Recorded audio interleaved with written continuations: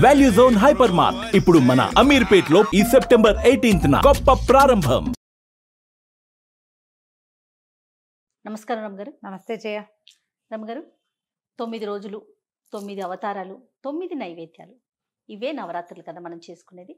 ఈ అవతారాల గురించి నైవేద్యాల గురించి ఒక్కసారి మాట్లాడుకుందామండి. ఒక్కొక్క రోజుకి సంబంధించి దేవాలయ పద్ధతిని బట్టి సంప్రదాయాన్ని బట్టి ఒక్కొక్క చోట ఒక్కొక్క రకంగా చేస్తారు జయ. దుర్గగుడిలో ఒక రకం చేస్తారు. అవును, ఇక్కడ కనకదుర్గ గుడి అమ్మవారి దేవస్థానం, దుర్గామల్లేశ్వర స్వామి దేవస్థానంలో ఒక రకం, పెద్దమ్మవారి దేవాలయంలో ఒక రకం. ముందే చెప్పుకున్నాం మనం, శ్రీశైలంలో ఒక రకము, ఆలంపూర్లో ఇంకో రకము, శృంగేరి మఠాల్లో ఒక రకము, కంచి మఠాల్లో ఇంకొక రకం. ఏదైనా అమ్మవారి స్వరూపమే అనుకున్నాం కదా. నవదుర్గా స్వరూపాలు వెలయిస్తారు శ్రీశైలంలో. శైలపుత్రి, బ్రహ్మచారిణి, చంద్రఘంట, కూష్మాండ, ఈ స్వరూపాలలో స్కందమాత, కాత్యాయని ఆ స్వరూపాలు చేస్తారు. దానికి ప్రత్యేకంగా ఈవిడ ఇలా ఉంటుందని శ్లోకాలు కూడా ఉన్నాయి. ఆ శ్లోకం ప్రకారం ఆ సౌందర్యాన్ని ఆవిడ ఎలా ఉంటుందో స్వరూపం చూపిస్తారు. మనకి దుర్గాదేవి జనరల్ అన్ని దేవస్థానాల్లో చేసేది ఏంటంటే, మొదటి రోజున బాలా త్రిపుర సుందరి, బాలా స్వరూపంలో ఉంటుంది అమ్మవారు మొదటి రోజు. కాబట్టి పాడ్యం నాడు బాలా త్రిపుర సుందరి వేరు, బాలా త్రిపుర సుందరి వేరు. త్రిపుర సుందరి మళ్ళీ వస్తుంది, లలితా త్రిపుర సుందరి మళ్ళీ వస్తుంది. ఈ బాలా త్రిపుర సుందరిగా అవతారం వేసి మొదటి రోజున ఒక్కొక్క చోట ఒక్కొక్క రకం నైవేద్యం పెడతారు. ఈ బాలకి పసుపు రంగు వస్త్రాలు సమర్పిస్తారు, పసుపు రంగు గాజులు, కొన్ని చోట్ల ఎరుపు. ఇవేంటంటే ప్రాంత భేదం వల్ల కొంచెం కొంచెం మారుతాయి. నేను నా పద్ధతే చెప్తున్నాను. అట్లానే మీరు అనుసరించే విధానం. బాలా త్రిపుర సుందరికి పసుపు రంగు వస్త్రము, పసుపు రంగు గాజులు. మనం వస్త్రం సమర్పయామి, అలంకారం సమర్పయామి అని చెప్తాం. అవునండి. ఆ అలంకారాలు సమర్పించేటప్పుడు మనం సులువుగా చేసే అలంకారాలు ఏంటంటే మట్టి గాజులు కొనుక్కోవటం, గాజులు, వస్త్రం. ఈ వస్త్రము గాజులు ఏం చెయ్యాలి అని మీకు అనుమానంగా ఉంటుంది. అవునండి. ఎప్పుడు అందరికీ అదే ప్రశ్న. మీరే ఉంచుకుని వాడుకోవచ్చు ఒకటి. ఇంటికి వచ్చిన ముత్తైదువులకి రేపు వస్తారు కదా, ఇవాళ వస్త్రం తీసి రేపు వాళ్ళకి పెట్టేసుకోవచ్చు. ఈరోజు నేను అలాగే చేస్తాను. ఎవరైనా వస్తే ముందు రోజు వస్త్రం అవి తీసి పక్కన పెట్టుకుంటాం కదా, ఎవరైనా వస్తే ఆ వస్త్రం ఆ గాజులు వాళ్ళ ముత్తైదు చేతిలో పెడతా. వారినే లలితాదేవిగా భావించి మొదటి రోజున ఈవిడే. తర్వాత రెండో రోజు గాయత్రి. మన వరస కొంచెం ముందు వెనక అవుతుంది. తర్వాత గాయత్రీ దేవికి ఏంటంటే ఆకుపచ్చటి వస్త్రము, ఆకుపచ్చని గాజులు. ఆమె కోసం అల్లపు గారెలు అట్లా చేస్తారు, అల్లం వేసిన గారెలు. మినపప్పు గారెలు చేస్తాం కదా, అల్లం వేసుకుంటాం, అల్లపు గారెలు చేసుకోవచ్చు. ఇప్పుడు వీటిల్లో పాటుగా మనం ప్రతిరోజు విధిగా కొన్ని పదార్థాలు పెట్టాలి అమ్మవారికి. ఏంటంటే మనము పూజ చేసే విధానాన్ని బట్టి మనం చాలా లలితా శాస్త్రం చదువుతాము, మళ్ళీ బాలా త్రిపుర సుందరికి స్తోత్రం చదివి, ఇంకేమిటో స్తోత్రాలు చదివి, బోల్డంత పుష్పార్చన, కుంకుమార్చన, నామానికి కుంకుమ ఇలా వేసేస్తాం కదా. నివేదన బాగా చేయాలమ్మా. ఈ నివేదనలో మనం ఏ పదార్థం చెప్పామో అది ఊరికి ఇంత చేసి పెట్టడం కాకుండా, మీరు విశేషంగా చేసేటప్పుడు ప్రతిరోజునా అంటే మీరు చేసేదాన్ని బట్టి చేసుకోండి. ఎక్కువ చేసేటట్టయితే మనం చాలాసేపు పూజ చేసుకుంటాం, బోళ్ళంతా పుష్పార్చన చేస్తాం, బోళ్ళన్ని కుంకుమార్చన చాలా చేస్తామంటే ప్రతిరోజు నియమంగా అమ్మవారికి పెసరపప్పు, వడపప్పు, పానకము నివేదన పెట్టండి ఒకటి. తర్వాత కొబ్బరికాయ కొట్టడం, అరటిపళ్ళు లాంటివి ఫల నివేదన. వీటితో పాటుగా పులగం నియమంగా చేసుకోవాలి. బియ్యము, పెసరపప్పు, ఒక్క చిటికెడు పసుపు వేసి వండేయటం. అది మనం అన్నంలాగా తినేసేయచ్చు, ప్రసాదం లాగానే కాదు. అందులో మామూలు కూర పులుసు అని కలుపుకొని అన్నం భోజనం లాగా చేయొచ్చు. ఈ ఒట్టి అన్నం కాకుండా అందులో కొంచెం పెసరపప్పు, ఒక చిటికెడు పసుపు, ఒక చిటికెడు ఉప్పు వేస్తే అన్నం పూర్తి స్థాయి పులగం తయారైపోతుంది. పులగం అన్నం చేసే విధానం కూడా ఉంటుంది, అది కూడా చేయొచ్చు. మనం గాయత్రికి అల్లపు గారెలే కాకుండా మనం ఇది చేస్తాం కదా, మన ముద్గోదనం అంటారు, ఏమంటారు దాన్ని, పెసరపప్పు కట్టు పొంగల్ కూడా చేసుకోవచ్చు. అన్నపూర్ణాదేవికి కొబ్బరి అన్నం నివేదన చేస్తారు మూడో రోజు. ఈ అన్నపూర్ణాదేవి రోజున అన్నపూర్ణాష్టకం చదువుకుంటాం, ఎంత బాగుంటుందో. అన్నపూర్ణాష్టకం బాగుంటుంది. అమ్మవారికి అది చదువుకోవటం. కొంచెం లేత రంగు వస్త్ర సమర్పణ చేస్తాం. మరి తెల్లటి తెలుపు కాకుండా జాజిపూ రంగు, కొంచెం లేత పసుపు రంగులు అవి నివేదన చేయటం. కొబ్బరి అన్నము, పెరుగన్నం దద్దోజనం చేయొచ్చు కానీ పసుపుగా చేయకూడదు అంటారు. నేనైతే కొబ్బరి అన్నమే చేస్తున్నాను. తర్వాత ఏమో నాలుగో రోజుకి మహాలక్ష్మిని అవతారం చేసుకోవచ్చు. ఇది మహాలక్ష్మీదేవికి ఏంటంటే చక్కటిది పసుపు వస్త్రం, ఆవిడకి ఇష్టం. ఎందుకంటే విష్ణుమూర్తి ఆయన ఎక్కువగా పీతాంబరధారిగా కనిపిస్తాడు, పచ్చటి బట్ట కట్టుకున్నవాడిగా కనిపిస్తాడు. అందుకదా పసుపు వస్త్రం సమర్పించడం, పసుపు రంగు గాజులు సమర్పించడం, ఈవిడికి రవ్వ కేసరి ఒకటి పెడతారు ఒక నియమంగా. లేకపోతే శనగపప్పు లక్ష్మీదేవికి ప్రీతి అని చెప్తారు. అందుకని మనం బూరెలు చేస్తాం కదా, శనగపప్పు బూరెలు మనం పూర్ణాలు చేసుకుంటాం కదా, శనగపప్పు ఆమెకి ఇష్టము అని చెప్తారు. రవ కేసరి కానీ శనగపప్పు బూరెలు కానీ చేసుకోవచ్చు. తర్వాత 5వ రోజున లలితాదేవి అని చెప్తారు. బాలా త్రిపుర సుందరి కాకుండా ఇప్పుడు లలితా త్రిపుర సుందరి అవతారం వేస్తారు ఈ రోజున. ఈ లలితా త్రిపుర సుందరికి ఏంటంటే ఈమెకి ఉపాంగ లలితావ్రతం అని చెప్తారు. లలితా పంచమి ఆ రోజున 5. ఈ పంచమి నాడు మనము ఒకవేళ ముందు రోజుల్లో మొదలు పెట్టలేదనుకో, అసలు ఇలా చెయ్యం మనం. పంచమి నాడు ఒక్కరోజు లలితా త్రిపుర సుందరి లలితా సహస్రనామం చదువుకోవచ్చు మనం. చేయలేకపోతే 9 రోజులు చేయలేం, ఆఖరి రోజు చేస్తాం. పంచమి నాడు ఖాళీగా దొరికితే పంచమి నాడు చేసుకోవచ్చు. ఇలా ఉపాంగ లలితా వ్రతం చాలా బాగుంటుంది, చాలా మంచిదట. ఈ రోజున లలితా వ్రతం చేసుకుంటే, వ్రతం అంటూ ఏం పెద్దగా చేయలేకపోతాం. అమ్మవారిని పెట్టుకోవడం, బొట్టు పసుపు చూపించడం ఆమెకి, తర్వాత లలితా సహస్రనామం చదువుకోవటం, లలిత అష్టోత్తరం చదవండి ఈ రోజున. సహస్రనామం కంటే కూడా అష్టోత్తరం చాలా బరువుగా ఉంటాయి, తేలిగ్గా ఉండదు. నామాలు భలే బాగుంటాయి, పెద్ద పెద్ద సమాసాలు, చాలా పెద్ద పెద్ద నామాలు. లలిత అష్టోత్తరం చదువుకోవటం. ఈ లలితాదేవికి గుడాన్నము శాకాన్నము పెట్టచ్చు. శాకాన్నం అంటే కూరలు అవి వేసి మనం మన ఎలా అంటే కలగలుపు అన్నం అన్నమాట. పులుపు వేయం అందులో, అన్ని కూరలు వేసి బిర్యానీ చేస్తారు. మసాలా ఉల్లిపాయలు అవి వేయకుండా శాకాన్నం కూరలతోటి అన్నం వండుకోవటం. ఈ మలయాళీస్ వాళ్ళు అవియల్ అని చేస్తారు, కొబ్బరి పాలు పోసి కూర ముక్కలతో. అది మనం అన్నంతో పాటు వండి పెట్టచ్చు. గుడాన్నం పెట్టచ్చు, బియ్యము బెల్లము కలిపి వండుకుంటాం.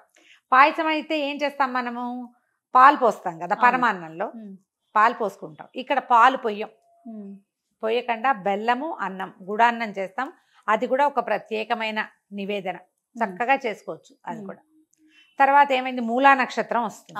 మూలా నక్షత్రం నాడు సరస్వతి పూజ చేసుకుంటాం. కొంత విశేషంగా చేస్తాం కదా, విశేషంగా చేస్తాం. ఈ మూలా నక్షత్రపు ప్రత్యేకత ఏంటంటే అమ్మవారికి తెల్లని వస్త్రం, అంటే తెల్లటి ఎవరికి పెట్టం మనం. అందుకని తెలుపు మీద ఏదైనా డిజైన్ ఉన్నది పెట్టుకోండి. తెలుపు మీద ఏదైనా డిజైన్ ఉన్నది, ఎరుపు లేదా పసుపు రంగు గాజులు సమర్పించవచ్చు. అయితే ఈమెకి ఏం చెప్తారంటే పెరుగన్నము నివేదన, తర్వాత ఏమో కొబ్బరి అన్నము, తెల్లటి పదార్థాలు, పంచదారతో చేసిన పాయసము. మామూలుగా బెల్ల పాయసం చేసుకుంటాం కదా, ఈ రోజున మనం తెల్లని పంచదార పాయసం నివేదన చేయొచ్చు. సరస్వతి పూజ రోజున మనం పిల్లలతోటి ఏదైనా పుస్తకాలు అవి పెట్టి చక్కగా స్వస్తికో ఓంకారము వేసి అమ్మవారి దగ్గర పెట్టించి నమస్కారం చేయించండి. సరస్వతికి సంబంధించిన ఒక శ్లోకం చెప్పండి. మూలా నక్షత్రం రోజున మనం అక్షరాభ్యాసాలు చేయిస్తారు. కొత్త విద్య ఏదైనా మొదలు పెట్టదలుచుకున్న వాళ్ళు మొదలు పెట్టుకోవచ్చు, విశేషంగా చేసుకోవచ్చు. మూలా నక్షత్రం మిగిలిన విజయకపోయినా మూలా నక్షత్రం చేసుకుంటారు. అవును. ఇక్కడి నుంచి సప్తమి అష్టమి నవమి వస్తాయి కదా. అయితే సప్తమి నాడు ఒకవేళ మనం నక్షత్రం మూలా నక్షత్రం సప్తమి నాడు పడిందో షష్ఠి నాడు పడింది అనుకోండి, ముందు వెనక అయిపోతుంటాయి కదా తిథులు. మహాలక్ష్మిని ఇటు సరస్వతిని అటు తిప్పుకోవచ్చు అనమాట. ఎలా కుదిరితే అట్లా మన తిథులని బట్టి. నేను తిథులు చూడాల, మామూలు క్యాజువల్గా చెప్తాను. అవునులేండి.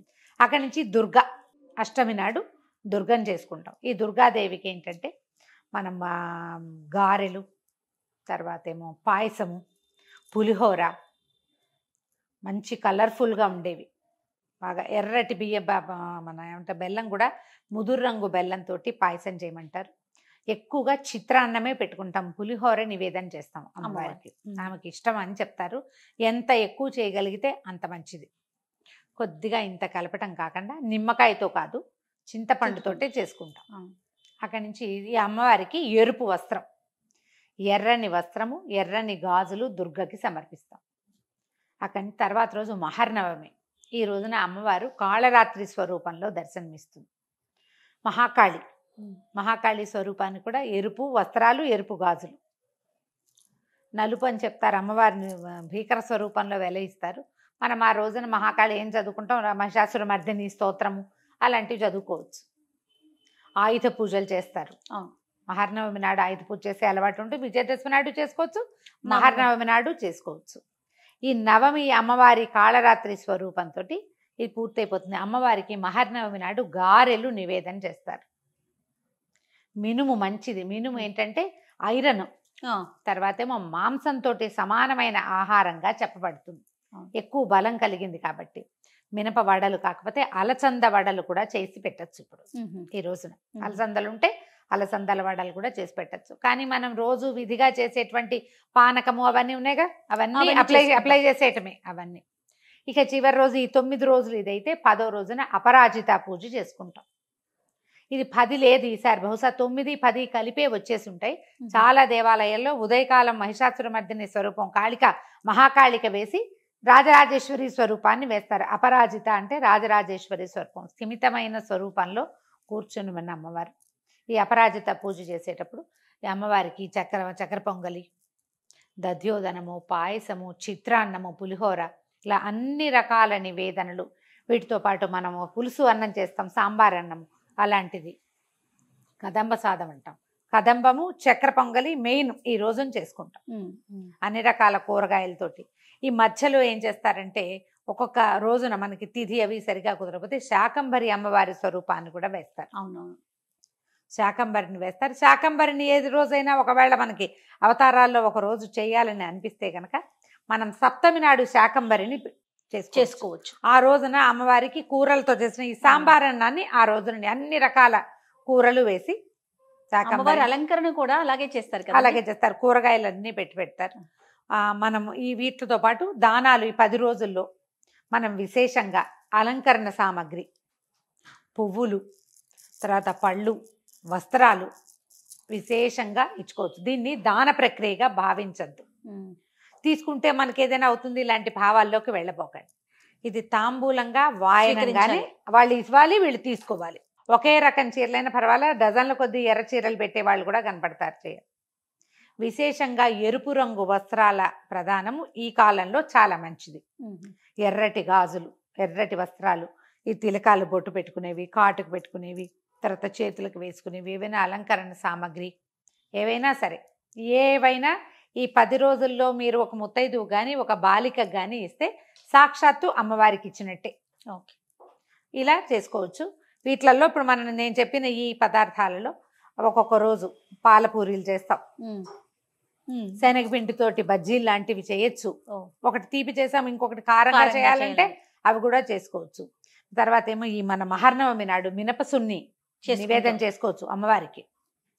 లక్ష్మీదేవి అవతారం రోజున శనగపిండితోటి తీపి బూందీ లడ్డూలు చేసుకోవచ్చు. మీ శక్తి అనుసారం ఏదైనా చేసుకోవచ్చు. ఇవి నేను చేస్తున్నవి చెప్తున్నాను. ఇవి ఏంటంటే కొన్ని ఒక్కోసారి అటు ఇటుగా అవుతూ ఉంటాయి. అవునవును, దేవాలయాల్లో కూడా ఒక్కో చోట ఒక్కో రకం కనపడుతుంది. మనం ఏదో ఒక విధానాన్ని ఒక అవలంబన పెట్టుకోవటం, దాని ప్రకారం వెళ్ళిపోవటం అంతే. నివేదన చేయటం ముఖ్యం. కామన్ నివేదన ప్రతిరోజు పెసరపప్పు, పానకము, పులగము తప్పనిసరి, పళ్ళు, కొబ్బరికాయలు ఇవి సామాన్యంగా చేసుకునేవి. వాటితో పాటు ఇవి ఇంకా అమెండ్మెంట్లు కావాలంటే మనం వంట చేసేసుకోవటం, అన్నం, కూర, పప్పు, పులుసు అన్ని పళ్ళెంలో చక్కగా అన్ని పదార్థాలు వేసి మహానివేదన కూడా చేసుకోవచ్చు. ఆ కంచంలో పప్పు, కూర, పులుసు, చారు, ఒక బిళ్ళ పెరుగు, నెయ్యేసి ఓ బెల్లం ముక్క పెట్టి అన్నంలో చక్కగా నెయ్యేసి అవి ఒక మంచినీళ్ళ గ్లాస్తో సహా తీసుకెళ్ళి అమ్మవారి ముందు పెట్టి, ఇదిగో ఇవాళ నివేదన ఇది, నేను ఇవి చేసుకున్నాను, మీరు ఇవేమి విశేషాలు చేయలేకపోతే అన్న నివేదన చేయండి. ఎంత అద్భుతమైన నివేదనో అది. ఓ అరటిపండు పొలిచి దాంతోపాటు పక్కన పెట్టడం, చూపించటం ఎంత బాగుందో చూడు, అద్భుతం కదండి. ఎలా కుదిరితే అట్లా చేసుకోండి అమ్మా.